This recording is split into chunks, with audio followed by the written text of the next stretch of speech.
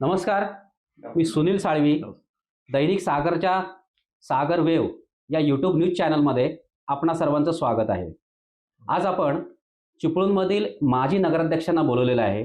त्यामध्ये माजी आमदार आणि नगराध्यक्षपद भूषवणारे रमेशभाई कदम आहेत, माजी नगराध्यक्ष सावित्रीताई होमकळस आहेत आणि माजी नगराध्यक्ष अजमलभाई पटेल आहेत.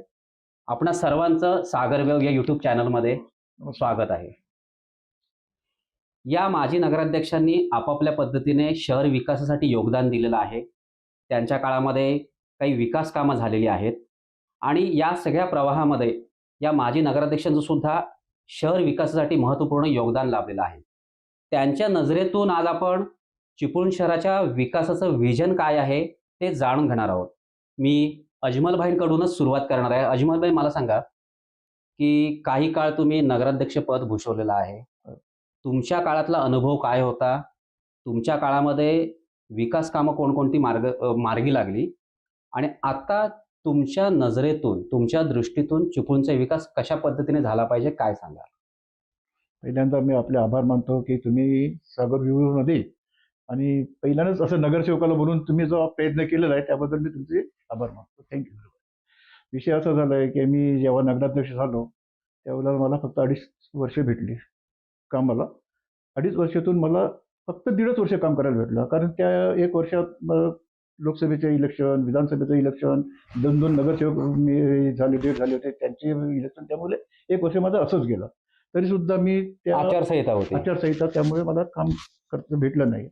तरी सुद्धा मी 14 ते 15 कोटीची कामं चिपळूण शहरात केली त्यावेळेला. अरे वा. जास्त प्रमाणात झाली आमची कामं. पहिले म्हणजे गणेश, आमच्या गावातला जो गोलकोटचा गणेश विसर्जन रस्ता, तो एक मोठ्या प्रमाणात रस्ता झाला. त्याच्यामुळे फायदा बरंच झाला. त्या रस्त्यामुळे तो गणेश विसर्जनसाठी होता, पण आता त्या बाजूला बऱ्याचपैकी घरं झालेली आहेत. त्याचा फायदा बराच झाला त्या लोकांना.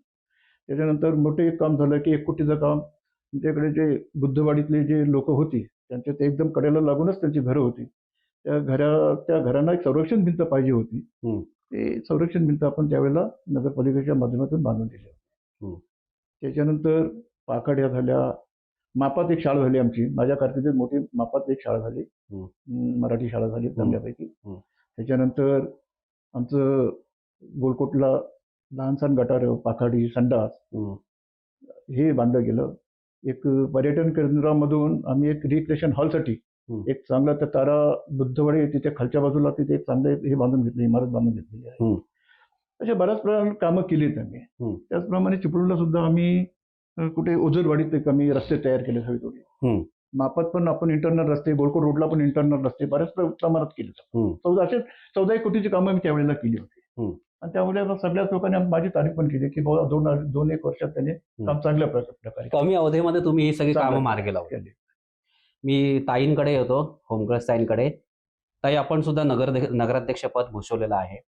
आपला काय अनुभव होता त्या काळामध्ये? आपण कोणकोणती विकास कामं मार्गी लागलीत आणि आता आपल्या शहरातनं शहर विकासाचं स्वप्न कशा पद्धतीने सांगा?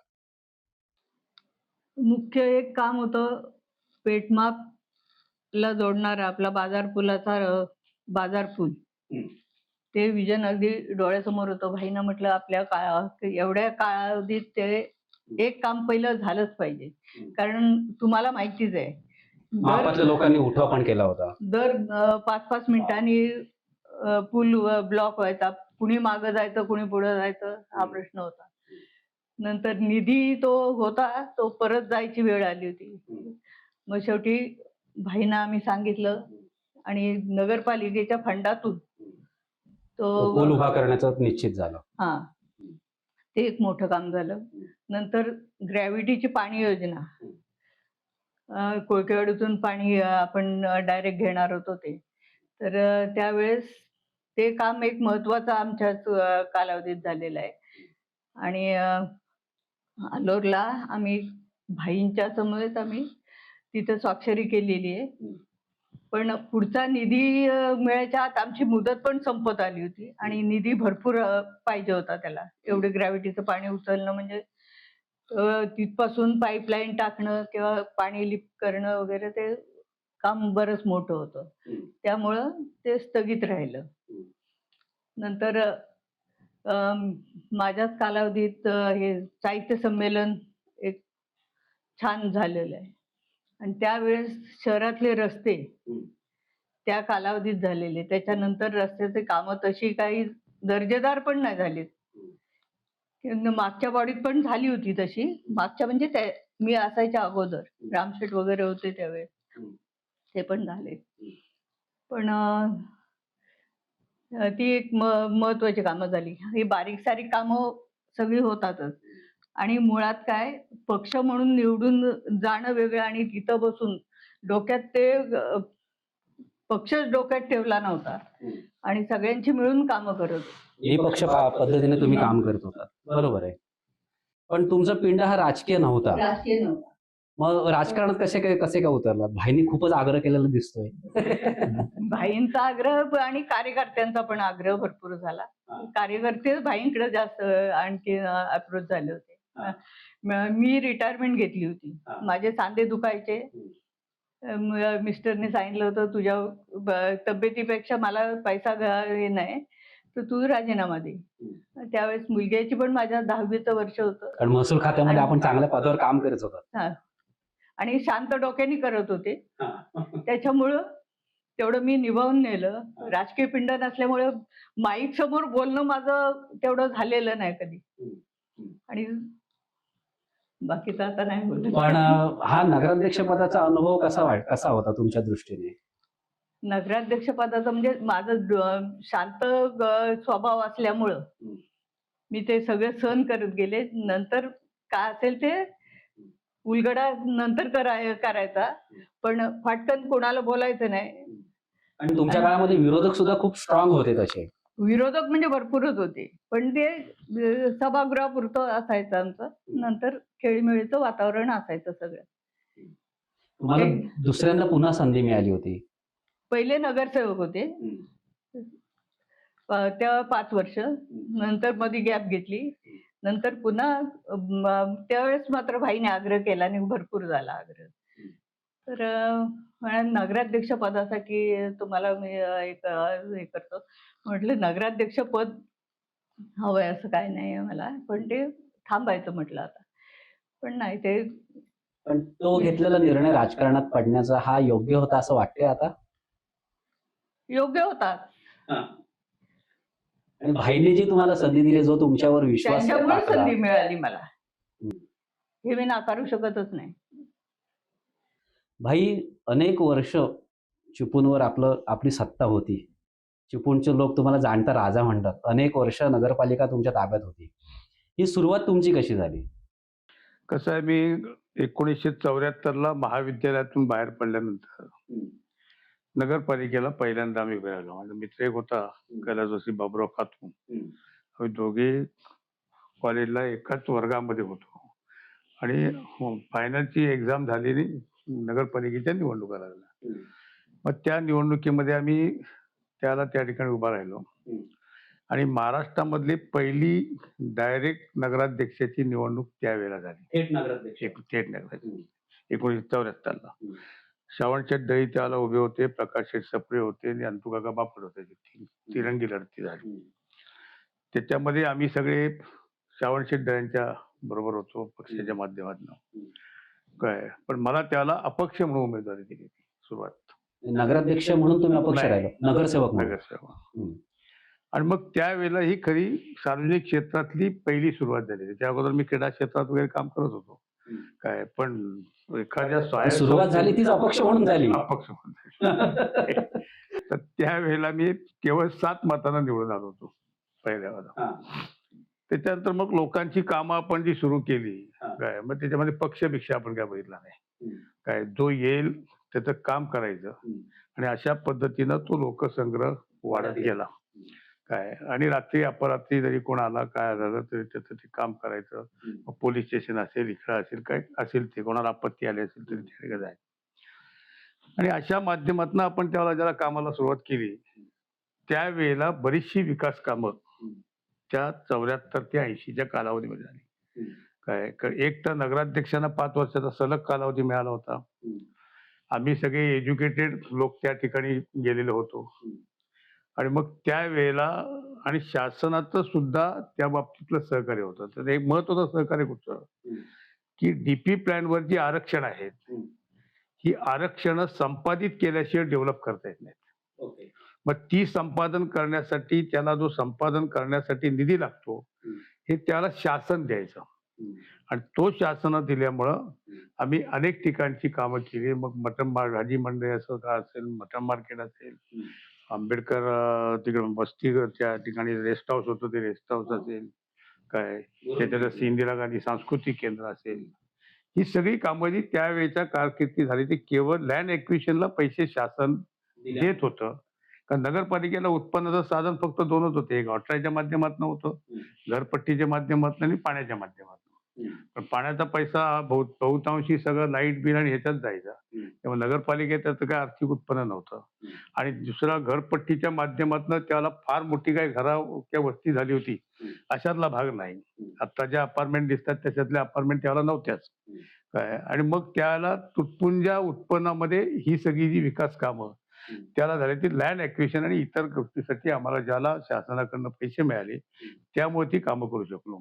आणि त्याच्यानंतर मग जवळजवळ पुढचा कालावधी मी सतत 35 वर्ष नगरसेवक आणि नगराध्यक्ष म्हणून काम केलं. मग या कालावधीमध्ये आपण अनेक प्रकारच्या लोकांच्या दृष्टीनं कामाला सुरुवात केली. तुम्ही आता मगाशी बाबूराव खातूंचा उल्लेख केला. तुम्ही दोघे एकत्र मित्र होतात, ते वेगळ्या पक्षात गेले, तुम्ही नंतर काँग्रेसमध्ये सहभागी झाला. तर ही सुरुवात कशी झाली? नाही, आम्ही कॉलेजमध्ये होतो त्याला तो कॉलेजचा जीएस होता आणि त्याला आम्हीच उभा केला होता त्याला जीएस साठी. आणि नंतर मग आपण म्हटलं की चला आता कॉलेजमधनं बाहेर पडते जरा नगरपालिकेला आपण काय होतं ते तर बघूया. तुम्ही अपक्ष नगरसेवक निवडून आलात 7 मतांनी. हा. नंतर मग काँग्रेस बरोबर कसं काय हे झालं? नाही, नंतर आम्ही श्रावण शेठ बरोबर राहिलो ना. श्रावण शेठ त्याला काँग्रेसमध्ये होते आणि बाबूराव खाते पहिल्यापासून सेनेकडेच होते आणि ते सेनेचे नगरसेवक म्हणूनच त्याला निवडून आले काय. सेनेचा पहिला नगरसेवक जो निवडून आला तो बाबूराव खातूंच्या माध्यमातून आला, पहिला नगरसेवक शिवसेनेचा.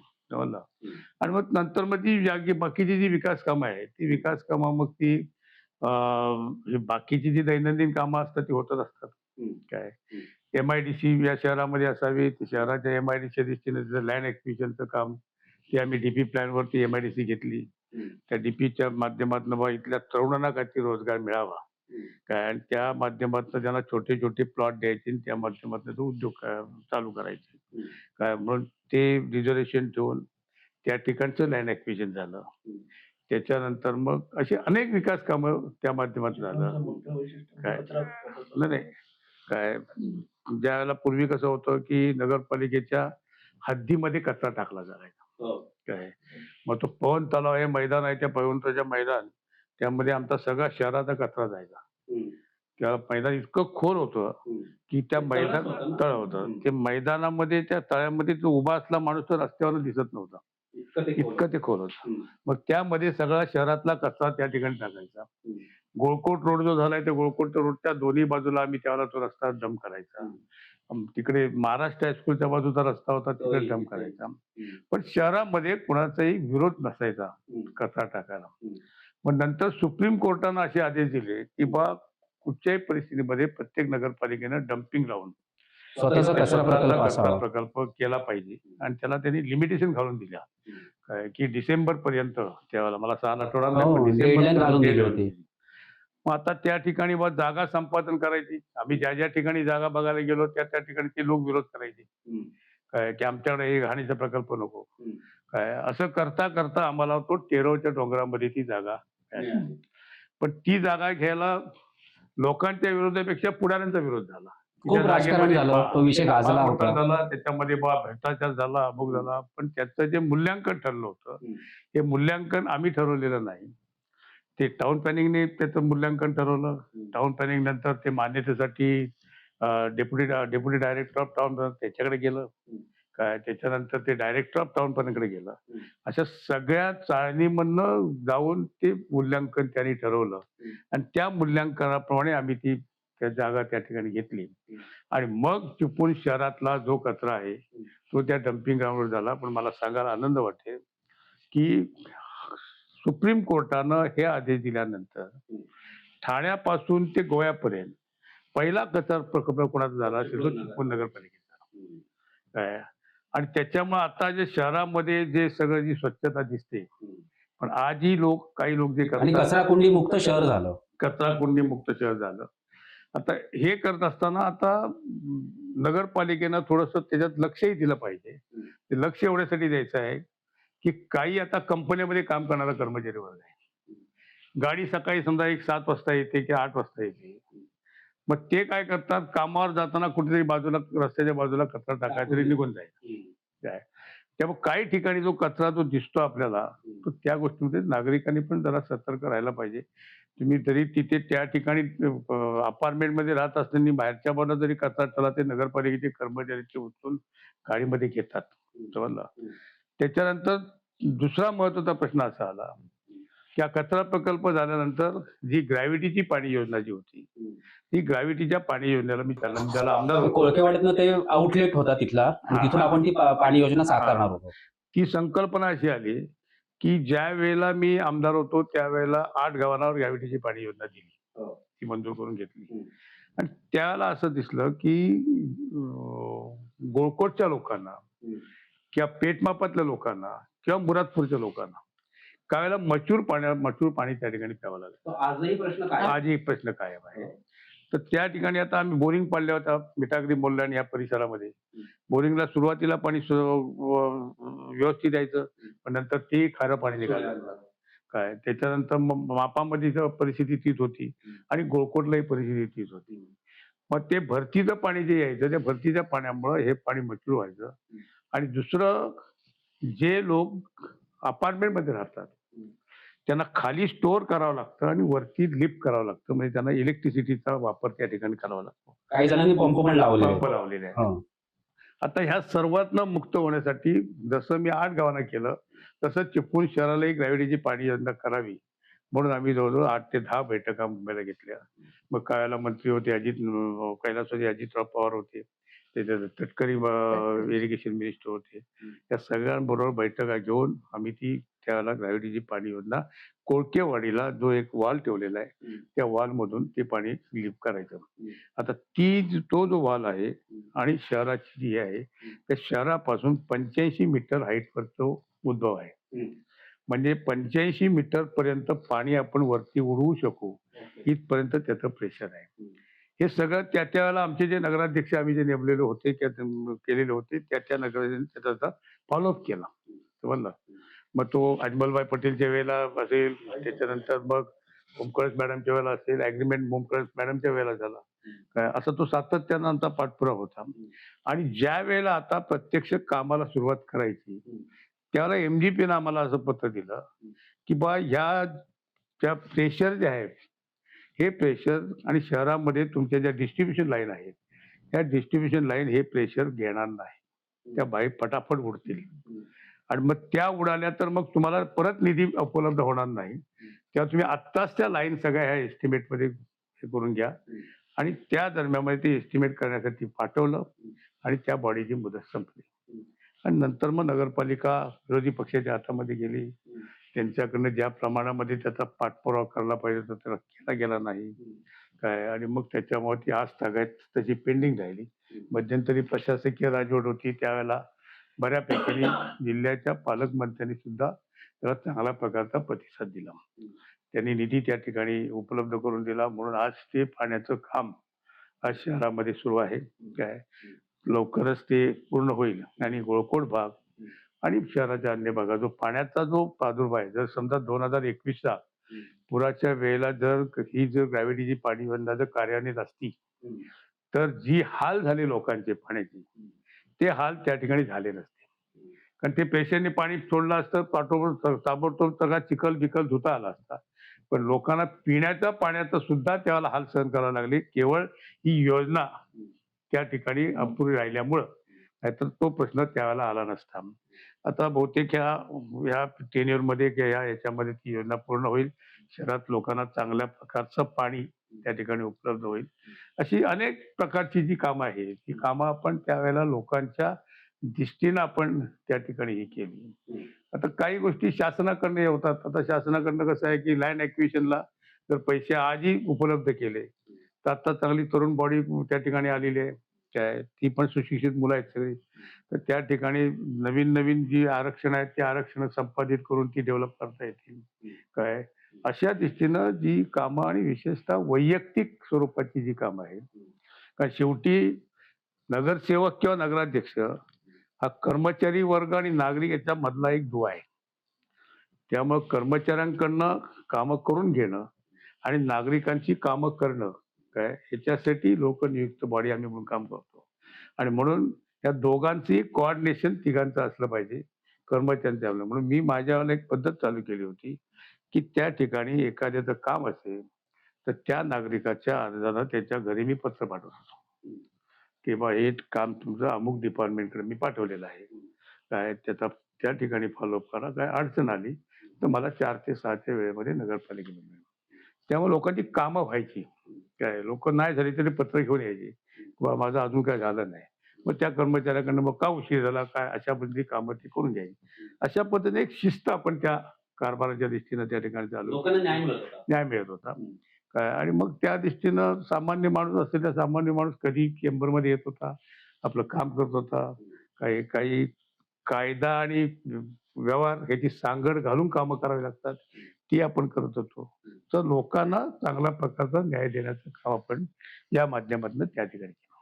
आपण नगराध्यक्ष म्हणून प्रदीर्घ काळ काम केलेलं आहे. हा अनुभव कसा होता? म्हणजे तुम्ही आता कामं सांगितलीत, पण वैयक्तिक अनुभव कसा झाला तुमच्या दृष्टीने? नाही, वैयक्तिक अनुभव म्हणजे कसं आहे की आपण ते जनतेच्या सेवेसाठी वाहून घेतलं होतं. म्हणजे आज जे आहे म्हणजे ते त्यावेळेला मी करत होतो म्हणजे आज मी करत नाही अशातला भाग नाही.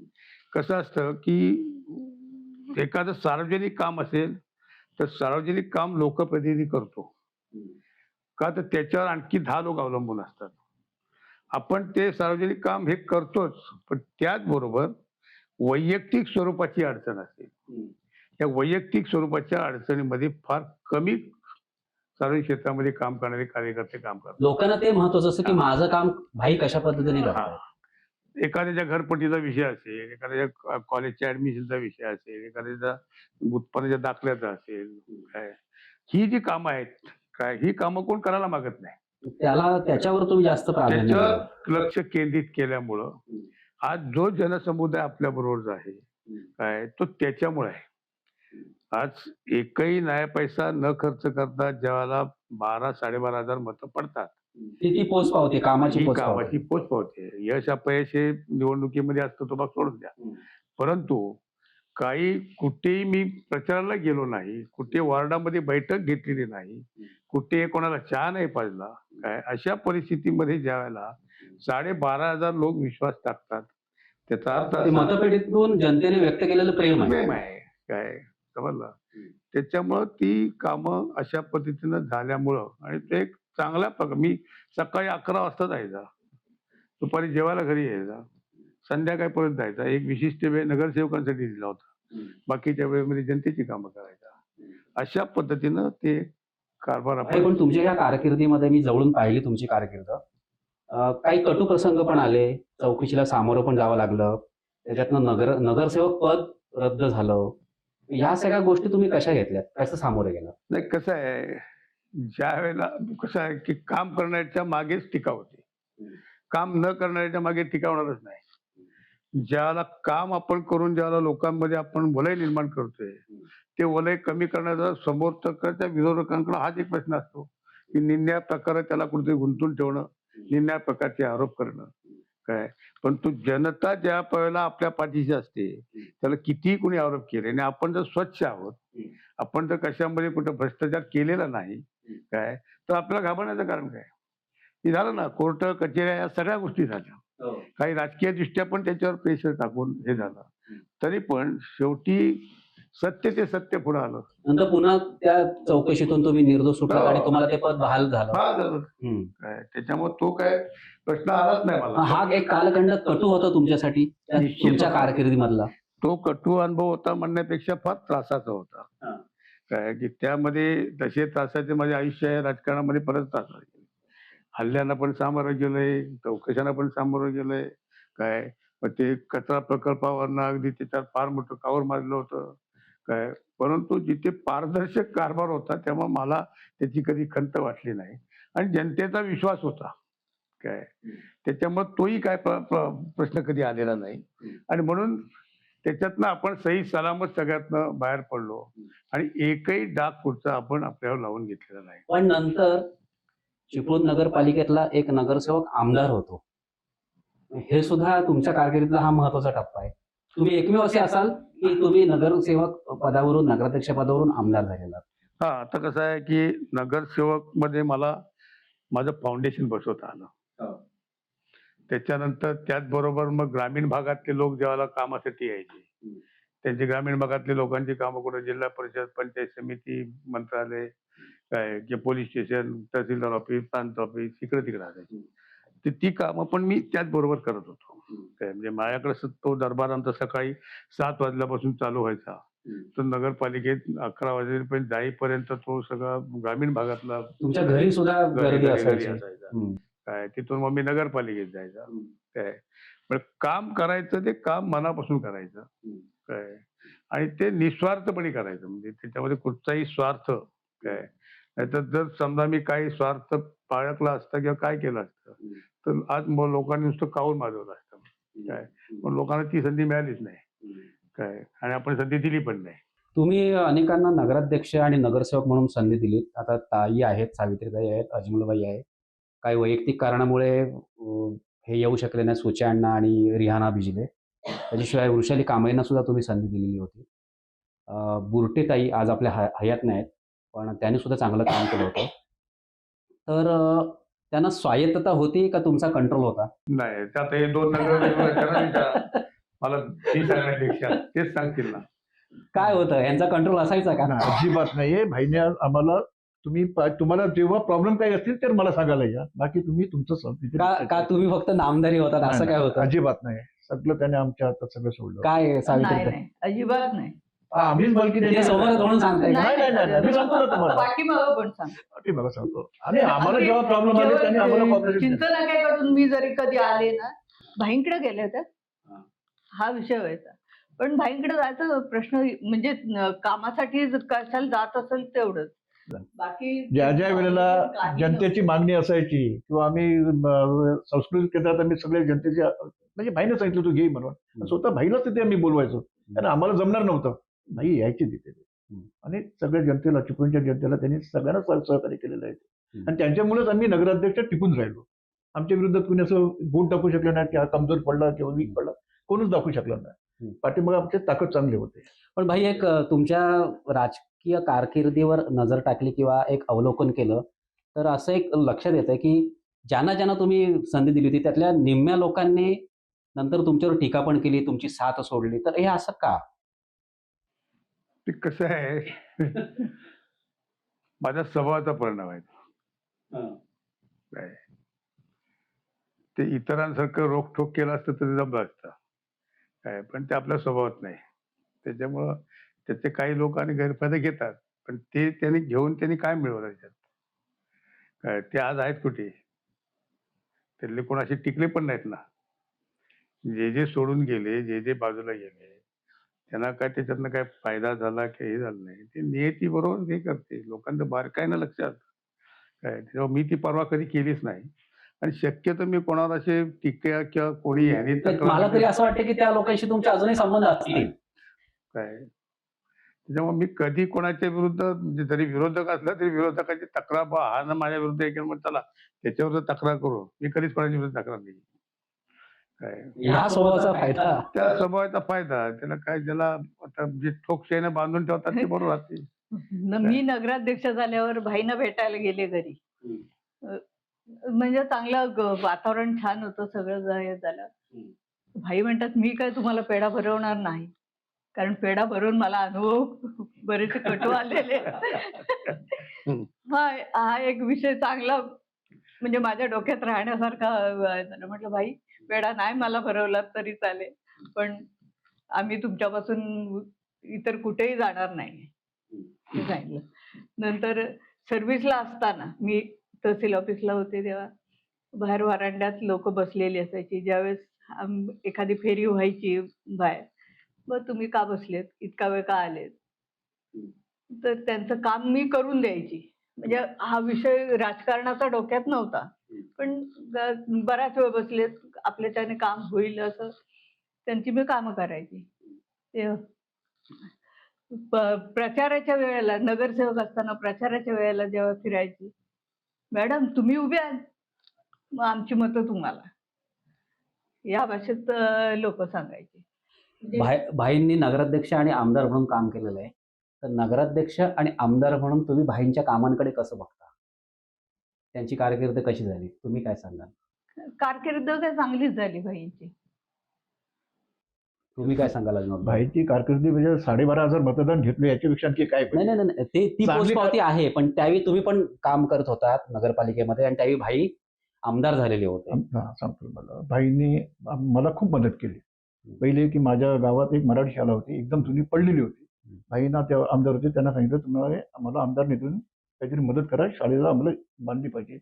भाईने लगेच त्याने 8 लाख रुपये आम्हाला दिले आमदारकीसाठी, आमदार निधीतून, आणि ती शाळा बांधून दिली. त्याच्यानंतर शेतात जायला म्हणजे पावसाळ्यातून तो त्रास व्हायचा पाण्याला, पुराच्या पाण्यामुळे.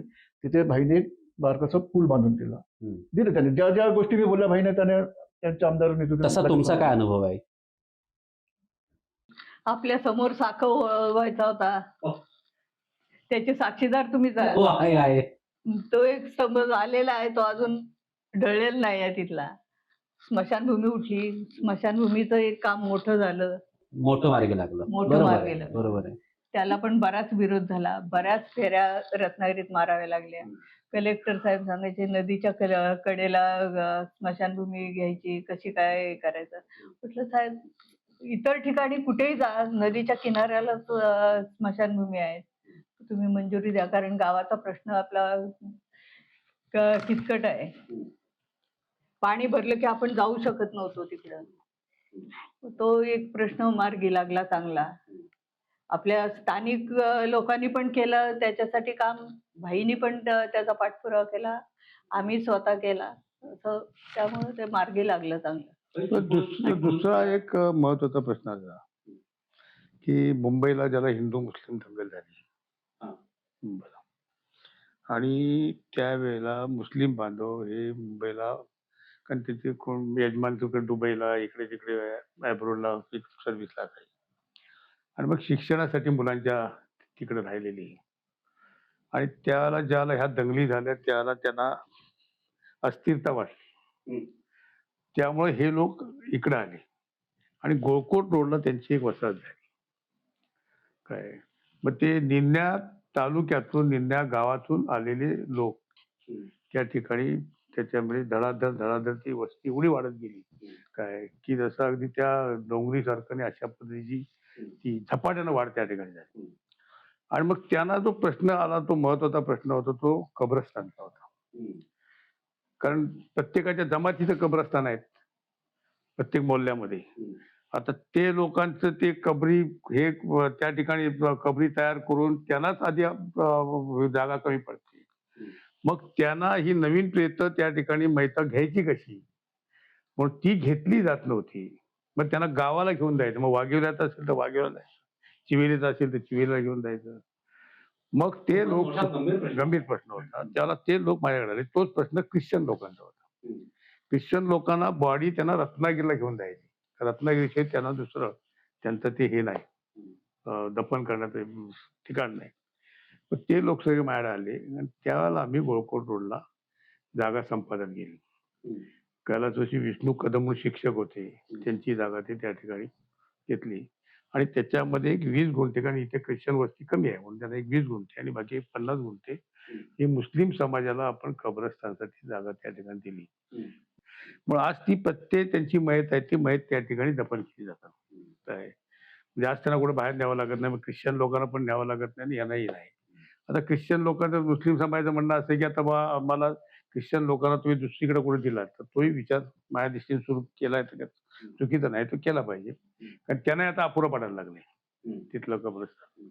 काय कारण वस्ती जेवढी झालेली आहे की त्याच्यामध्ये काय ती जागाही थोडी कमी पडेल आणि थोडा पाण्याचा भाग तिकडे नदी असल्यामुळं काय म्हणजे जसं नाईक कंपनी समोरचा पूल त्यावेळेला झाला, मुखदनी त्याला त्याचा पालप केला काय, म्हणून तो पूल आज त्या ठिकाणी नागरिकांना हे झालं, म्हणजे कमी पाऊस भरतोय असं वाटलं तर लोकांना तर फटकन पाणी यायचं. फक्त अडचण एवढीच झाली की प्रशासनानं काय केलं पाहिजे होतं की ते दोन्ही बाजूचे अप्रोच आहेत ते अप्रोचची हाईट वाढवली पाहिजे त्यावेळेला.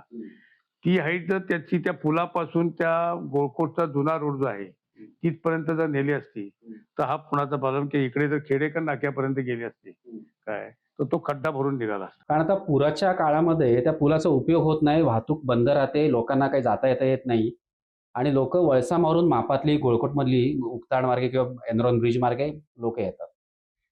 तर आता मागणी अशी चालली आहे की त्याचे जोड रस्ते आहेत त्यांची उंची वाढवा. उंची वाढ बरोबर आहे, केलंच पाहिजे. पण मग त्या काळामध्ये का नाही झालं असं? घाई झाली त्या पुलासाठी? घाई काही असं काही नाही, नाही. त्यावेळेला आर्किटेक्टने फक्त कसं आहे हा. आर्किटेक्टने जे डिझाईन करायचं ना त्याच्यात त्यांनी ते धरलं पाहिजे ना. शेवटी बॉडी काय करणार, बॉडी रस्ता मंजूर करेल की एखादं पूल काम करेल की एखादं हे मंजूर करेल. त्याचं डिझाईन आणि जे प्लॅन करायचं ते शेवटी आर्किटेक्टने करायचं, प्रशासनाने हे करायचं. प्रशासनानं ते त्यावेळेला केलं पाहिजे होतं काय. आणि म्हणजे नंतर लक्षात आलं की बा हा इथं खड्डा झालेला आहे. पण वेळ गेल्यानंतर उपयोग काय आहे? आता त्याच्यानंतर मग जे आले त्यांनी तरी तो अप्रोच वाढवून घ्यायला पाहिजे तो वरती. कारण ह्या आता जो पूर येऊन गेला, 2 पूर आले होते, पाणी भरलं होतं. त्याच्यामध्ये लोकांनी हा विषय खूप अगदी उचलून 100% धरला आहे. बरोबर आहे. 100% मापातले नगरसेवक विक्रांत लवेकर त्यांनी तर निवेदन दिलंय की ह्याचे जोड रस्ते तुम्ही वाढवा म्हणून.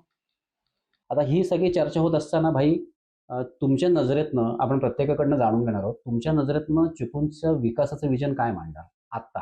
कसं आहे की एक लक्षात ठेवलं पाहिजे की गटार, रस्ते हे सगळे ही होत छोटी असतात. कामं शहराच्या दृष्टीने जर विचार केला तर आता उत्पन्नाचा स्रोत वाढलेला आहे, पूर्वीसारखं राहिलं नाही.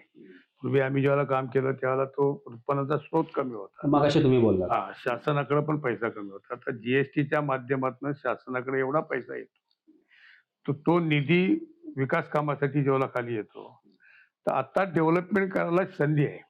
मग ती संधी कशी वापरायची की एक तर आता पूर्वी चिपळूण ही रत्नागिरी जिल्ह्यातली अत्यंत महत्वाची बाजारपेठ होती. घाऊक आहेच व्यापार आहे. आणि आहे नाही आता त्याला क्षेत्र कमी झालं. काय महत्वाची बाजारपेठ होती. त्याचं कारण असं आहे की सगळ्या ठिकाणचा घाऊक माल हा इथून डिस्ट्रीब्युट व्हायचा. समजलं. दाभोळ मार्गे कौलं यायची, तिकडनं नंतर मग बाहेरच्या गावांना सगळी ती गलबत तर त्या बाजारपुलाला लागलेली असायची. मी बाजारपुला. लहानपणी पाहिलेलं आहे. हा, ही सगळी परिस्थिती होती. आता ग्रामीण भागामध्ये दुकानं झाली. त्यामुळे ग्रामीण भागातला वर्ग हा शहराकडं खरेदीसाठी येत नाही. ग्रामीण भागामध्ये कापडाचं दुकान झालं. आता मी टेरोला राहतो. टेरोला भाडे जिथे दुकान आहे त्या दुकानावर A to Z सगळ्या वस्तू मिळतात. काय मग ते लोक कशाला खाली येतील? भाजीपाला तिथे मिळतो. काय आता लोकांना बाजारपेठ जर बाजारपेठला की इथल्या व्यावसायिकाला जर धंदा मिळाला पाहिजे असेल तर पर्यटन हे वाढवणं अत्यंत गरजेचं आहे. पर्यटन डेव्हलपमेंट की जेणेकरून बाहेरचा माणूस इकडे आकर्षित कसा होईल काय आणि तो आकर्षित झाला म्हणजे पर्यायानं बाजारपेठेवर त्याचा निश्चितपणे चांगल्या प्रकारचा परिणाम होईल. काय आणि त्या दृष्टीनं कुठेतरी आता ती आर्थिक सुबत्ता येईल भाई. आर्थिक पण विकासाच्या बाबतीत काय? नाही रिक्तेच नव्हतं ना. आता ते कधी होईल की ज्या वेळेला आपण विकासाचं माध्यम पण सुधरू. म्हणजे काही रस्ते असे आहेत आता चिंतानाका पॉवरच आहे. काय हा जसा रत्नागिरीला रस्ता झाला त्याला मध्ये डिवायडर आला तशा पद्धतीनं तो रुंद व्हायला पाहिजे. हे जे मेजर रस्ते आहेत सुरुवातीला कटूपणे येईल काही ठिकाणी पण ते फ्युचरच्या दृष्टीने अत्यंत चांगलं आहे. आता काही दिवसांपूर्वी नगरपालिकेच्या प्रशासनाने मोजणी पण केली नव्हती त्या संदर्भात. पण आता नगरपालिका काय म्हणते की नगरपालिकेची चूक नाही. नगरपालिका म्हणते की आमच्याकडे पैसे नाहीत आम्ही तुम्हाला TDR देतो. बरोबर आहे. TDR हा कंपल्शन नाही. कायद्यामध्ये प्रोव्हिजन असं आहे की TDR साठी तुम्ही नागरिकांवर कंपल्शन करू शकत नाही. त्यांना तुम्ही कॉम्पेन्सेशनच दिलं पाहिजे. पण TDR वरच जास्त भर आहे. कॉम्पेन्सेशन पण TDR एखादा नागरिक म्हटलं की मला द्यायची नाही तर नगरपालिका काही करू शकत नाही. आता मापातली जी गटारांची कामं सुरू केली पालकमंत्र्यांच्या हस्ते तर तो TDR वरच चाललंय. ते नागरिकांचं अज्ञान आहे. नागरिकांनी त्याची माहिती करून घेतली नाही. कायद्याचं प्रोव्हिजन बघितलं तर कायद्याच्या प्रोव्हिजनमध्ये TDR हा घेतलाच पाहिजे असं सक्ती नाही. ते जर नागरिकाला पाहिजे असेल तर TDR मिळेल. काही ठिकाणी ज्याला लेआउट, ज्याला रस्त्याला जागा जाते त्याला नागरिक काय म्हणतो, माझा 3 गुंठ्याचा प्लॉट आहे, मला इथे जरा याच्यातच एफएसआय म्हणून तो टीडीआर घेतो. जाणाऱ्या जागेच्या 40% टीडीआर त्या ठिकाणी देता येतो. मग तो तिथे त्याला कन्स्ट्रक्शन ज्यादा मिळावं म्हणून वापरतो. तुम्हाला टीडीआर व्यवहार्य वाटतो? नाही, टीडीआरला आता अजून आपल्याकडे जवळजवळ 20 ते 25 वर्ष त्याला त्याचा टीडीआरचा काय उपयोग नाही. हा टीडीआर कोल्हापूरसारखा, पुण्यासारख्या, मुंबईसारख्या ही जी मोठी शहर आहेत ह्याच्यामध्ये टीडीआरचा वापर होतो, कारण इथे प्लॉट कमी आहेत, छोटे आहेत आणि मागणी जास्त आहे. इथे आज जर समजा मी टीडीआर घेतला तर मी तो वापरू कुठे? का माझा प्लॉटच एवढा मोठा आहे, त्या प्लॉटचाच मी 100% एफएसआय वापरू शकत नाही, तर मी ऍडिशनल शिल्लक राहिला एफएसआय कुठे वापरणार? त्यामुळे मला आज पैशाची गरज आहे. आणि जे नॅशनल हायवे का झाले किंवा आता गडकरींनी जे सगळे समृद्धी सगळे जे रस्ते केले ते रस्ते का झाले, त्याला रेडी रेकनरच्या 2.5 पट कॉम्पेन्सेशन दिलं आणि लोकांनी स्वखुशीने जमिनी ताब्यात दिल्या. त्या पद्धतीनं नगरपालिकेनं सुद्धा 2.5 पट देण्याचं प्रोव्हिजन आलंय त्यांच्याकडे, पण यांच्याकडे पैसेच नाहीत. म्हणून शासनानं लँड ॲक्विजिशनसाठी पैसे देणं. परवा जी नगरपालिकेची सभा झाली त्याच्यामध्ये हा विषय प्रामुख्याने आला की निधीच नाहीये नगरपालिकेकडे. आता 7 कोटी रुपयांचा निधी रस्त्यांच्या कामासाठी पालकमंत्र्यांनी दिला, या व्यतिरिक्त निधी नाहीये त्यांच्याकडे. मग विकास कामांवर परिणाम होणार नाही? होणार ना. पालकमंत्र्यांकडे व्हिजन आहे, पालकमंत्री काम करतायत आणि बिचारे रात्रंदिवस काम करतायत. म्हणजे कधी तो माणूस एका ठिकाणी बसलेला मी बघितलेला नाही. पुढे फोन केला, आज सोलापूरला गेले, आता परवा 6 वाजता दहिवली गावामध्ये होती दुर्घटना. 6 वाजता गेले. काय तरुण आहे, काम करण्याची कॅपॅसिटी आहे, काय त्यांच्या पाठी लागून तुम्ही निधी द्या. ते निधी द्यायला मी रत्नागिरीला गेलो होतो गेल्या आठवड्यामध्ये, नगरपालिकेची एवढी अवाढव्य बिल्डिंग चाललेली आहे. कलेक्टर ऑफिस बांधलंय त्यांनी, कलेक्टर ऑफिस, जिल्हा परिषदेची बिल्डिंग बांधली आहे. म्हणजे तुम्ही त्यांच्याकडे जा, तुम्ही त्यांच्याकडे मागणी करा. काय केवळ त्यांना कार्यक्रमाला बोलवू नका, तिच्यात त्यांचा वेळ दवडण्यापेक्षा निधीचे 4 पैसे तिकडे घेऊन या. पण इथले लोक काही कमी पडतात काय? मग त्यामुळे नाही, कसं आहे, अनुभवाचा थोडासा अभाव होतोय, परंतु फॉलोअप थोडा आणखी वाढवला आहेत. नगराध्यक्ष पण काम करतायत, काम नगरसेवक पण करतायत. काय पण फॉलोअप कमी पडतोय. केवळ वार्ड हे व्हिजन ठेवू नका, शहर हे व्हिजन ठेवा. स्मार्ट सिटी करायचं तर स्मार्ट सिटीच्या दृष्टीनं पावलं टाकली पाहिजे. आज बाजारपेठ रस्त्यावर उतरले, गाळ्यामध्ये व्यवसाय करण्यापेक्षा रस्त्यावरच जास्त धंदे करतात. मग आता हे जर चालू ठेवलं आम्ही, तर मग गाळे घेतलेले ज्यांनी 20, 25 लाख रुपये देऊन गाळे घेतलेले आहेत, जे टॅक्स सगळे भरतायत, त्यांनी करायचं काय? प्रत्येक वस्तू रस्त्यावर मिळायला लागली. काय म्हणजे कुठेतरी याला पायबंद बसला पाहिजे, कुठेतरी इकडे तरी हे जर पण स्मार्ट सिटी ज्याला म्हणतो तर स्मार्ट सिटीसाठी प्रोव्हिजन व्हायला पाहिजे. काय त्या ठिकाणी बघा एक टाईप सगळ्यांकडे असे गाळे बांधलात, त्याच्यामध्ये त्याला दिसायलाही चांगलं दिसेल, त्या गरिबांचा धंदा पण चालेल. काय कुठेतरी एक तरी कापड लावतोय, कोणतरी ग्रीन कापड लावतोय, कोण तांबडं कापड लावतोय, कोण पत्रा लावतोय, त्याच्यामध्ये शहर विजरूप दिसतं. आणि आता ते इतकं वाढत चाललेलं आहे प्रमाण. काय हे प्रमाण कुठेतरी कमी यायला पाहिजे. आणि लोक आकर्षित कसे होतील? आज प्रकाशराव देशपांडेंनी जे म्युझियमच्या दृष्टीने ज्या काही वस्तू संकलित केल्यात, याला नगरपालिकेने एक चांगलं जर म्युझियम बांधलं, ते लोकांना खुलं ठेवलं, आणि ग्रामीण भागातल्या शाळा पण येतील बघायला ना. जुनी नाणी कशी असतात, जुन्या मूर्त्या कशा असतात, अमुक तलवार कोणाची येतील ना बघायला. पण त्या दृष्टीनं तुम्हाला लोक आले एकदा बाजारात की साहजिकच व्यापार पेठेमध्ये कोणतरी कापड विकत घेईल, कोणतरी काय ते खाद्य विकत घेईल, काय करील ना. काय असं काहीतरी आता आपल्याला पावलं टाकली पाहिजेत. सावरकर तिकडे जे MIDC जी केली, MIDC प्लॉट करून लोकांना द्या ना, येऊ देत ना उद्योजक. उद्या त्या ठिकाणी कारखाने आले, म्हणजे केमिकल विरहित कारखाने ज्यावेळेला येतील, त्यावेळेला जे बाहेरचं गिराईक येणार आहे ते ऑटोमॅटिक त्याचा परिणाम बाजारपेठेवर होईल. उड्डाणपुलाचा परिणाम कितपत होईल तुम्हाला, तुमचं काय? उड्डाणपुलामुळं शहरामध्ये येणारं ट्रॅफिक कमी होणार आणि विशेषतः त्याचा फटका जो बसणार आहे तो त्या हॉटेल व्यावसायिकांना बसणार आहे. दुतर्फा हॉटेल आहेत. कारण आता काय करणार, सकाळी मी 6 वाजता मुंबईतनं निघालो, मी 9, 9:30ला चिपळूणला येणार आहे. मग गोव्याला जाणारा जो माणूस आहे तो 9 वाजता चिपळूणला कशाला उतरेल? तो जाईल डायरेक्ट गोव्यालाच ना.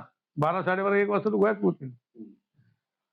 काय तो इथे जेवायला कशाला थांबेल? किंवा इथं मुक्काम कशाला करेल? त्यामुळे लॉजिंगवर पण तो परिणाम होणार आहे आणि त्याचबरोबर इथल्या रेस्टॉरंटवर पण होणार आहे. समजलं? त्याच्यामुळं पुढच्या दृष्टीनं असं कुठेही प्लॅनिंग केलं पाहिजे. आता तो पूल बांधलाय आपण फ्लायओव्हर. फ्लायओव्हरच्या खाली वॉकिंग ट्रॅक करा. तिथे निम्या प्रकारची वयस्कर लोकांना बसण्यासाठी सोय करा. नाही तर उद्या तुम्ही मोकळं ठेवला तर कोणी तिथं टपऱ्या लावणार आहे. काय तिथे येऊन गाड्या पार्क करणार आहेत. त्यापेक्षा त्याचा वापर मी कुठेतरी नगरपालिकेच्या लोकांनी केलाय की तिथे मस्तपैकी तिथे बॅडमिंटन कोर्ट केलेत, कुठे वॉकिंग ट्रॅक केलेत, ओपन जिम केलेत. घ्या ना, मुलं सगळी जातील तिथे. त्या जागेचा सदुपयोग केलाय. म्हणजे आपलं नगरपालिका बाहेरची लोक येऊन बघावीत अशा दृष्टीनं मॉडेल करा. ज्या इमारती बांधलेल्या आहेत, आता रामतीर्थ तलावाच्या बाजूला तुम्ही पर्यटनाच्या दृष्टीने बांधले आहे, ते सरत आहे. तिथे लोक जाऊन दारू पितात आहे. तिथे नको ते धंदे चालतात. पण ते आपल्या काळात झाला तो विषय. झालं ना, पण नंतर त्याचा वापर नाही ना चालू केला. जर समजा नगर पहिले शिकणार ते लिलाव कोणाला द्या ना, एजन्सीकडे द्या. रेस्टॉरंट करू देत, हरकत नाही. पण वापरात आणा ना. ते काय पडण्यासाठी बांधलेलं नाही. काय महिला केंद्र इकडे बांधलं आपण, तिथे माणसाला एका जीव दिला कुठेतरी मागच्या वेळेला. काय ते अजूनही त्याच्यामध्ये काय करत नाहीये. कारण काय असावं, ह्या ज्या वस्तू वापरात यायला पाहिजे त्या तशाच पडून सडतात. विजन पाहिजे. मग महिलांच्या उद्योग व्यवसायासाठी त्या ठिकाणी जर आपण हे केलं, क्लासेस बिसेस हे दिलं ना कोणत्या एका संस्थेला. आम्ही काय केलं होतं त्याला, व्यायामशाळेला काय नगरपालिका चालवत नव्हती, किंवा स्विमिंग पूल नगरपालिका चालवत नव्हती. आम्ही त्या एजन्सी संघर्ष क्रीडा मंडळाकडे दिलं होतं. संघर्ष क्रीडा मंडळ इतकं उत्तम प्रकारे स्विमिंग पूल चालवला होता. तसं द्या ना. स्टेडियमचं आहे, स्टेडियम तो कुठेतरी संस्थेकडे द्या. निंद्या संस्था चालू देत ना. आज एक चित्र बरं दिसतं की बाबा पवन तलावावर अनेक प्रकारची मंडळं पोरं खेळत असतात. मला असं वाटतं की रमेश भाईंनी ज्या सूचना केलेल्या आहेत त्या नगरपालिकेतल्या कारभाऱ्यांनी त्याच्यावर विशेष लक्ष देऊन या सूचनांची अंमलबजावणी कशी होईल हे एवढं जरी केलं तरी ते प्रश्न मार्गी लागतील. पण भाई मला एक कळत नाही की नगरपालिकेकडे निधी नाहीये. रत्नागिरीमध्ये प्रचंड निधी आहे, तिथे मंत्री कदम खेडमध्ये पण निधी आणतायत.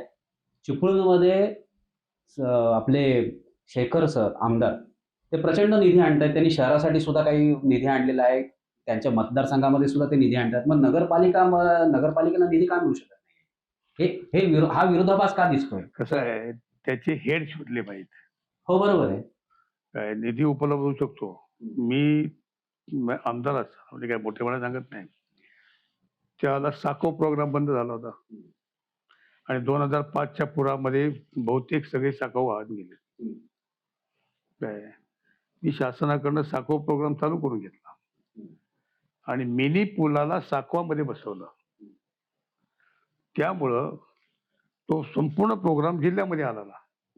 त्यामुळे एका चिपळूणमध्ये साखव कार्यक्रम सरकारने डिक्लेअर केला आणि त्याच्यामध्ये अनेक साखव झाले ना. काय गाड्यांची वाहतूक चालू झाली. असं ह्या याच्यामध्ये तिकडे महाडमध्ये सुधाकर सावंत नगराध्यक्ष होते. त्यांनी सिमेंट कॉन्क्रीटचे रस्ते केले. काय त्याला काय तिथले आमदार त्यांचे होते. तिथे तर राजकारण खूप कडवट आहे. निधी कशा पद्धतीने आणायचा आणि कसा आणायचा हे लोकप्रतिनिधीचं काम आहे. मी 116 कोटीचा निधी आणला त्यावेळेला. काय आता तुम्ही ती ह्याचं तुमचं काहीतरी मी मध्यंतरी ऐकलं की आता आपण भुयारी गटर, मोठा भुयारी गटर हे चिपळूण शहराला व्हायबल नाही. कारण आम्ही मागे सर्वे केला होता. सर्वे मध्ये त्या स्पष्ट त्यांनी सांगितले की समुद्र सपाटीपासून हे खड्ड्यामध्ये आहे. त्यामुळे उद्या पावसामध्ये तेव्हा भरती ओटीचं पाणी जाणार आहे, तेव्हा खालच्या ग्राउंड फ्लोअरला असणारे संडास बाथरूमचं पाणी वरती येणार, बॅक मारेल ते पाणी. म्हणून आम्ही ते केलं नाही. पण आता हे कारभारी त्याचा सर्वे जो पहिला झाला आहे त्याचा अभ्यास करा व्यवस्थित. ती योजना फेल जाण्याचा धोका आहे. त्याच्यामध्ये केलं, त्याच्यातून काय आनंद आहे. पण त्याला जे आम्हाला जे ओपिनियन सांगितलं त्या ज्यांनी सर्वे केला त्या संस्थेनं, त्यावेळेला त्यांनी सांगितले की बा हे उलट ड्रेनेज मागे आहे. आणि तसं वाटतंय ना आता. इकडे पाऊस पडल्यानंतर रस्त्यावर पाणी येतंय, ते उद्या तो पाईप जाणार आहे खाडीमध्ये. मग ते जे पाणी जे येणार आहे ते जाणार कुठं? भरतीचं पाणी येईल ते असं वरच येणार ना. तुमचा विरोध आहे की विरोध नाही. जर समजा त्याच्यातून त्या संस्थेनं आम्हाला दिलं ओपिनियन, त्या ज्यांच्याकडे सर त्याच्यापेक्षा त्यांचं 100% बरोबर असेल असं माझं मानणं नाही. का मी त्यातला काही इंजिनियर नव्हे. समजलं? सर्वे करायचा किंवा काम करताना केवळ पैसे खर्च टाकण्यापेक्षा त्याचा व्यवस्थित सर्वे करून ते व्हायबल होईल अशा दृष्टीने करा. मागच्या वेळेला काय झालं? मागच्या वेळेला फक्त सर्वेसाठी पैसे खर्च झाले. उपयोग काय झाला त्याचा? प्रगतीकडे झाली 2-2.5 कोटी सर्वेमध्ये किती प्रचंड निधी खर्च झाला. खर्च झाला ना नुसता सर्वेवर. हम्म. काय तसा शेवटी जनतेचा पैसा आहे, योग्य मार्गाला खर्च झाला पाहिजे. तर ते होत असेल, चांगला टेक्निकल स्टाफ मिळत असेल तर. पण मला असं वाटतंय त्यांनी सांगितलं, कारण त्याने आम्हाला पटवून दिलं होतं की बा हे पाणी भरल्यानंतर तुमचं हे पाणी सगळं वर येईल आणि मग खालच्या बाजूचे जे संडास बिंडास आहेत हे सगळे वरती हे होईल याच्यामध्ये. कारण आता माझ्याकडे ग्राउंड फ्लोअरला एक टॉयलेट आहे. तर ज्यावेळेला 2005ला पूर भरला त्याला माझ्या घरी पाणी आलं होतं. काय तर आमच्या इकडे वरती आलं ना टॉयलेट. काय शेवटी ते ग्रॅव्हिटीनं पाणी आणि ही जर कायमस्वरूपी झाली तर लोकांना त्या समस्येला कायमस्वरूपी काय- काय एक नवा दोन- प्रश्न निर्माण होऊ शकतो. नवा प्रश्न आहे. बरोबर आहे. बघा आता नव्या बॉडीला अजून 4-1 वर्ष शिल्लक आहेत. शहरामध्ये महत्वाची कोणती कामं मार्गी लावावीत? एक प्रमुख काही कामं असतील तर ती तुम्ही सांगा तुमच्या नजरेतली. आता बघा, एक तर म्युझियमचं काम, एक तर रस्त्याचं वाइंडिंग जे आहे चिंचनाका पावरस किंवा चिंचनाका ते भाजूचे, कारण बाजारपेठ तिकडे बसायला लागली. त्यामुळे तिकडे असते असते ट्रॅफिकचा प्रश्न निर्माण होणार. समजलं? आणि ड्रेनेज रोह्यामध्ये तटकरीने काय केलंय, वाशिष्ठी नदीला दोन्ही बाजूला भिंत बांधली आणि पाणी तिकडे खाली नेलंय. त्यामुळे तिकडे पाणी भरत नाही आता. असं काहीतरी प्रोव्हिजन केलं पाहिजे ना की जे शहरामध्ये पाणी घुसतंय ते घुसूच नाही पाणी अशा दृष्टीने जर काढलं काय त्याच्यासाठी निधी मग तो सेंट्रल गव्हर्नमेंटकडनं पण मिळू शकतो. काय तर तशा दृष्टीनं प्रोव्हिजन केलं पाहिजे. काय आता तिथे रेस्ट हाऊस आहे, रेस्ट हाऊसच्या ठिकाणी एखादं सांस्कृतिक केंद्र आणखी उभं केलं काय त्या बाजूला भरून तर त्या लोकांची सोय तिकडची होईल पायीवरच्या.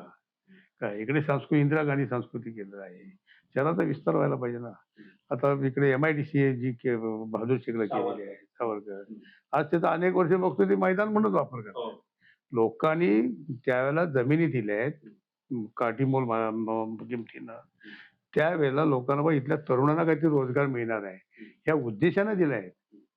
उद्या जर लोक कोर्टात गेले किंवा आम्ही ज्या उद्देशाने दिला त्या उद्देशाचा तुम्ही वापर करत नसाल, आमच्या जमीन आम्हाला ताब्यात घ्या, काय चूक आहे लोकांची? ते करा, तिथे एखादं भाजी मंडई करा, तिथल्या लोकांची सोय होईल. म्हणजे असं शहराच्या एकाच भाजी मंडईवर अवलंबून चालणार नाही. आता शहराचा विस्तार वाढायला लागलाय. पण त्या सुरुवातीच्या काळामध्ये ह्या वास्तू सगळ्या उभ्या राहिल्या होत्या, भाजी मंडई, मटन मार्केट, आज पडूनच आहेत. लाखो रुपये पुन्हा आता खर्च करून त्यांचं नूतनीकरण केलं जाणार आहे. काय सांगाल त्या संदर्भात? कसं आहे त्याचं प्लॅनिंग आर्किटेक्टने बरोबर केलं नाही.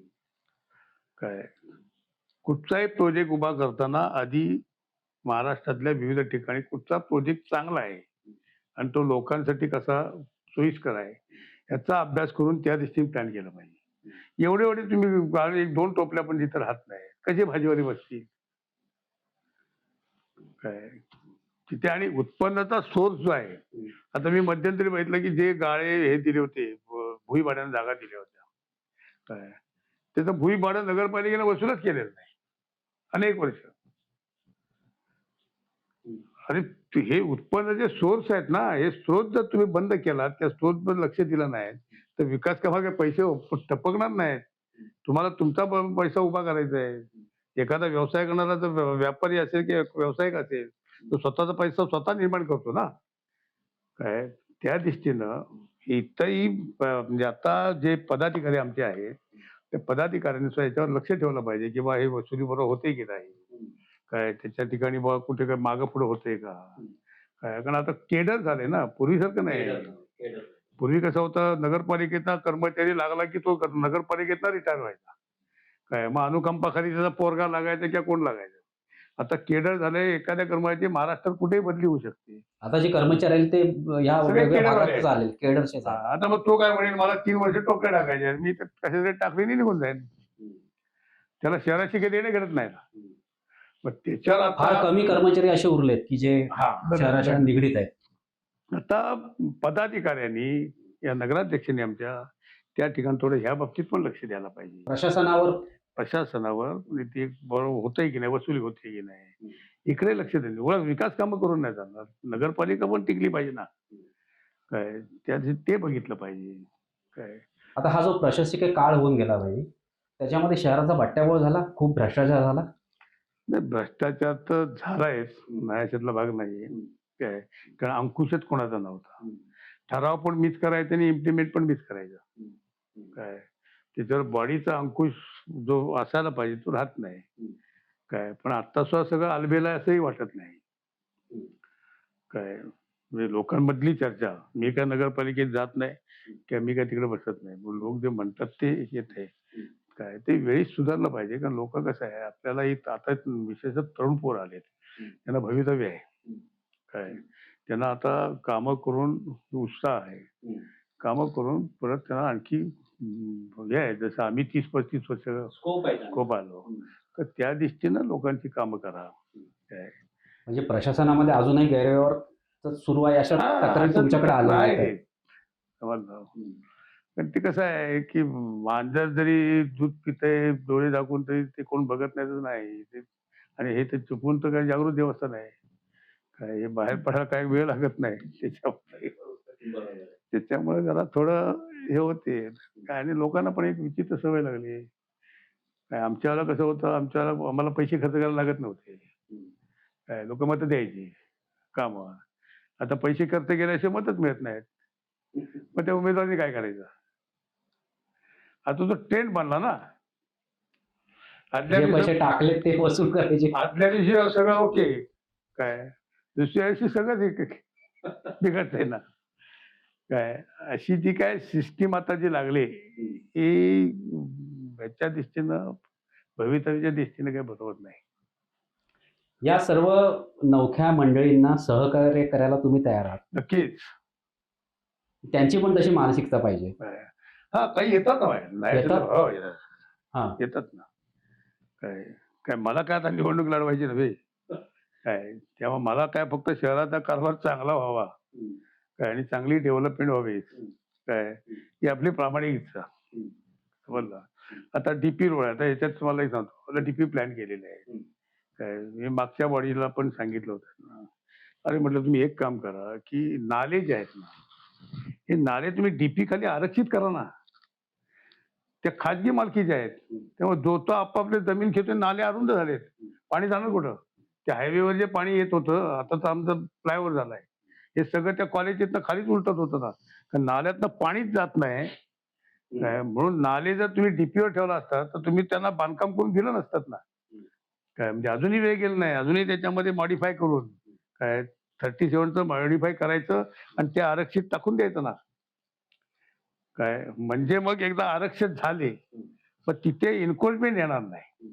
भले जमीन अजमलभाई पटेलची असू देत, पण अजमलभाई पटेल त्या रिझर्वेशन मध्ये बांधकाम नाही करू शकणार.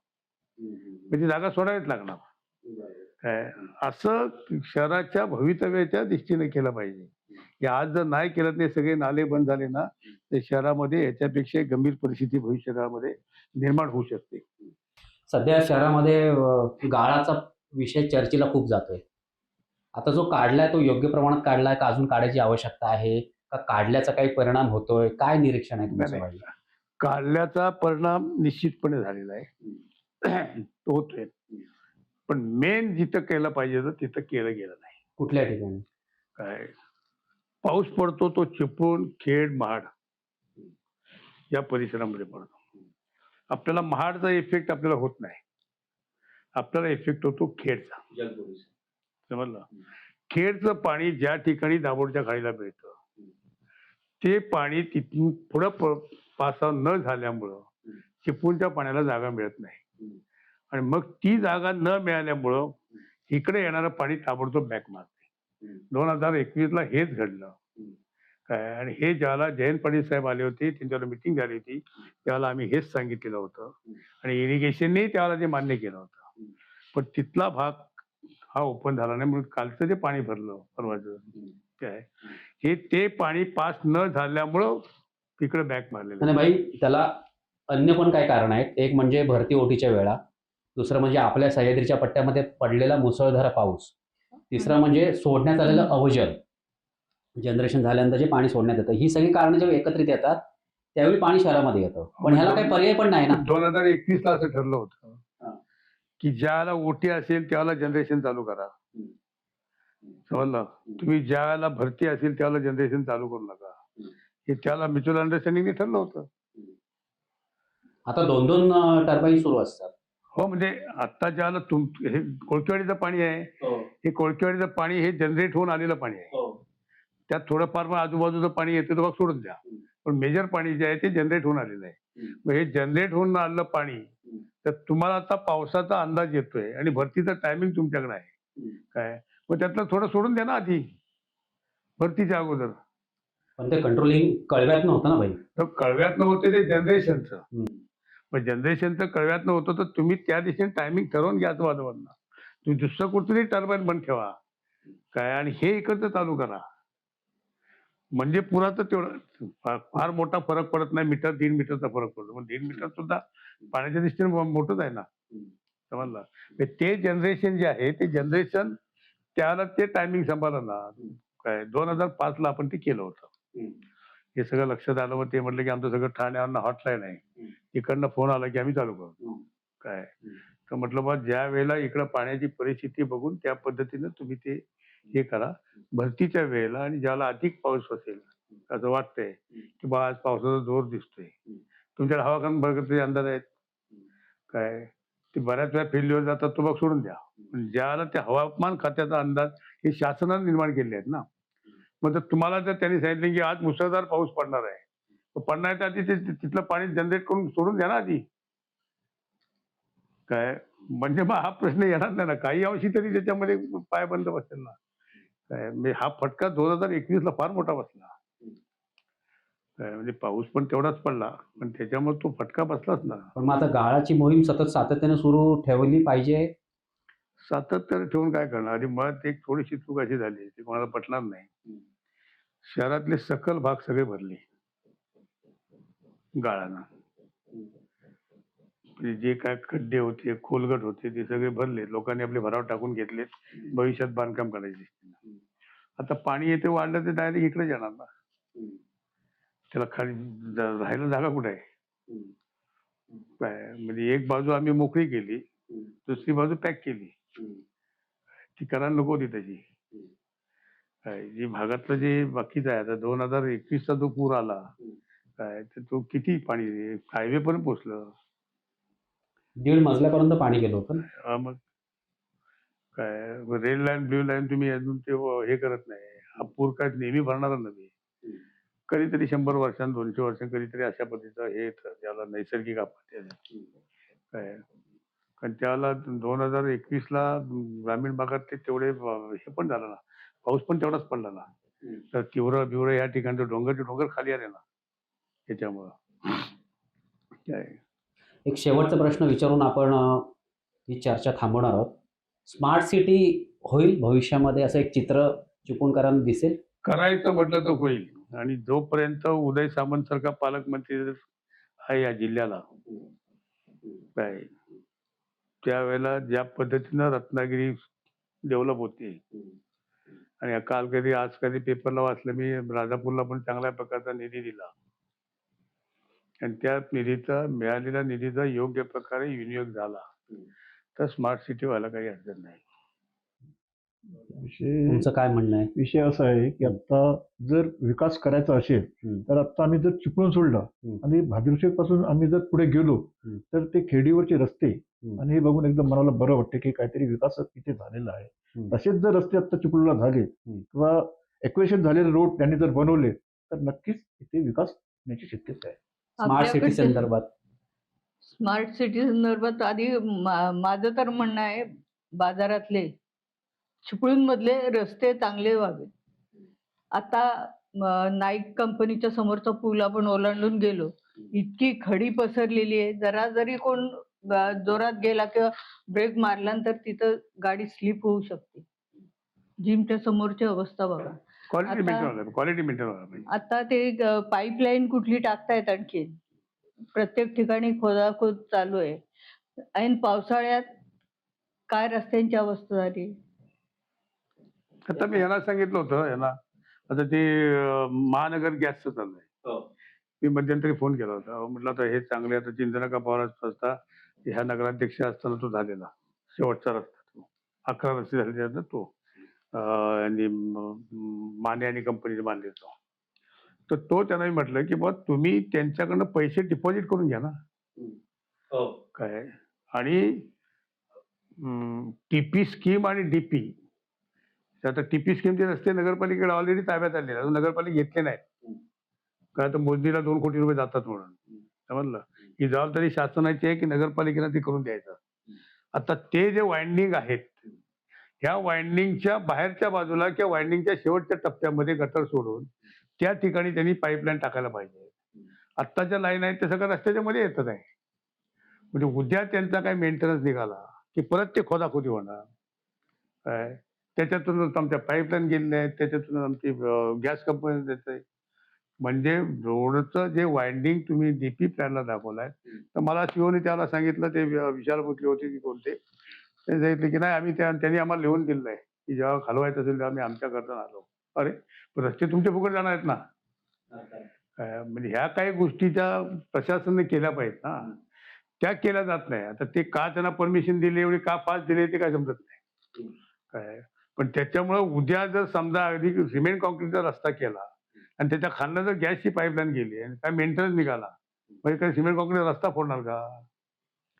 म्हणजे वाइंडिंगच्या बाहेरच्या या बाजूला मुद्द्याकडे प्रशासनाने लक्ष देणं गरजेचं आहे. नॅशनल हायवेला काय केलं, गटारच्या बाहेर त्यांनी 1.5 मीटर जागा ठेवली. पण बाई, ह्याच्या आधी सुद्धा अशा अनेक कंपन्यांकडनं खोदाई झालेली होती. त्यावेळी नगरपालिकेच्या सत्ताधाऱ्यांनी म्हणा किंवा प्रशासनाने डिपॉझिट घेतलेलं आहे. घेतलेलं आहे. असं अनेक, मग रिलायन्स हो. असेल किंवा इतर कोणत्याही कंपन्या असतील. घेतलेलं आहे. हा, कारण ते करतील याची गॅरंटीच नाही ना. दुसरं, आता शहरामध्ये जे इलेक्ट्रिसिटीच्या वायर्स आहेत ओव्हरहेड, त्या सगळ्या अंडरग्राऊंड केल्या पाहिजे. काय स्मार्ट सिटी दिसते ते एक महत्वाचं आहे. कुठे झाडाची फांदी पडते, कुठे हे होते, मग लाईट लाईट जाते, 2-2 दिवस लोकांना लाईट हे होत नाही. ते करणं का फार मोठा खर्च नाही येणार. मेन रोडच्या सगळ्या लाईन तुम्ही अंडरग्राऊंड करून टाकलात ना, काय तरी ते होण्यात नाही. त्याला मेंटेनन्स नाही, काय नाही एकदा केबल टाकल्यानंतर. आता आपलं पेठमाप ते मुरादपूर ब्रिजचं काम चालू आहे. ते प्रत्येक वेळी मी इथं कधी नानांनी बोलवलं किंवा कशाला आले तर नानांचं एक स्वप्न होतं तो एक ब्रिज व्हावा म्हणून. पण आम्ही नाईक कंपनीच्या समोरचं ब्रिज करायचं म्हटलं तर आयुक्त सांगायचे एका नदीवर किती ब्रिज बांधणार तुम्ही. त्यामुळे ह्या पुलाला सुद्धा परमिशन देताना कठीण झालं होतं त्यांना. आणि आता तो ब्रिज बांधलाय, तो सुद्धा उंच भरपूर झालेला आहे मुरादपूर ते पेठमाप. आणि आता त्याचा पण अप्रोच रोड कुठं न्यायचा हा पण प्रश्न आहे. ते काम सुरू झाले ना, अप्रोच रोडचं नाही, काम सुरू झालंय, पण ते त्याच्या आधीपासूनच थोडा स्लोप घेतला असता ना तर इतका प्रश्न आला नसता. कटमाल्यांच्या घराजवळ जाऊन बघा ते, म्हणजे गाडी वळवायची कशी, कुठून काय, तो प्रश्नच आहे. पॉइंट आहे ना, हा. एका तो ब्रिज आहे, तो एकदम जुन्या काळातला आहे आणि तो आता एकदम जुना झालेला आहे. ह्यूज त्याच्यावरती लक्ष प्रशासनाने किंवा नगरपालिकेने लक्ष ठेवून त्यावर किल्लक होते कधीही पडेल तो. ब्रिटिशकालीन खालच्या वेळी सुद्धा आम्ही पण बघतोय सगळं जवळ होतं. मला असं वाटतं जे माजी नगराध्यक्ष सहभागी झाले अशा या चर्चेमध्ये रमेशभाई असतील, माजी आमदार आहेत ते, माजी नगराध्यक्ष पंकज मॅडम, पटेल, अजमलभाई यांनी आपल्या सूचना, अपेक्षा आणि त्यांच्या काळामध्ये झालेल्या कामांविषयी उहापोह केलेला आहे. नव्या कारभाऱ्यांकडून त्यांनी अपेक्षा सुद्धा केलेली आहे. त्यांच्या दृष्टीने कोणकोणती कामं झाली पाहिजे त्याविषयी काही त्यांनी सूत्रवाच केली असतील, काही सूचना केलेल्या आहेत. तर या सगळ्या चर्चेनं शहर विकासाचा एक अजेंडा सुद्धा त्यांनी अप्रत्यक्षपणे मांडलेला आहे. ही चर्चा आम्ही इथे थांबवतो. हा कार्यक्रम आपल्याला कसा वाटला आम्हाला नक्की कळवा. लाईक करा, शेअर करा आणि हा चॅनलला सबस्क्राईब करायला विसरू नका. पाहत राहा सागर. धन्यवाद.